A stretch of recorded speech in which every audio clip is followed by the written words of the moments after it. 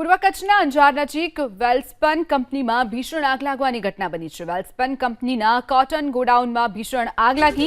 આગે વિકરાળ સ્વરૂપ ધારણ કરતા જાહેર કરાયું છે મેજર કોલ। વેલ્સપન કંપની ઉપરાંત આસપાસના ફાયર વિભાગની પણ મદદ લેવામાં આવી રહી છે। અંજાર, ગાંધીધામ, ભુજથી ફાયર બ્રિગેડની મદદ લેવામાં આવી રહી છે। આગ કયા કારણોસર લાગી તે હજુ સુધી સામે નથી આવ્યું। ફાયર બ્રિગેડે આગ પર કાબુ મેળવવાના પ્રયાસો હાથ ધર્યા છે।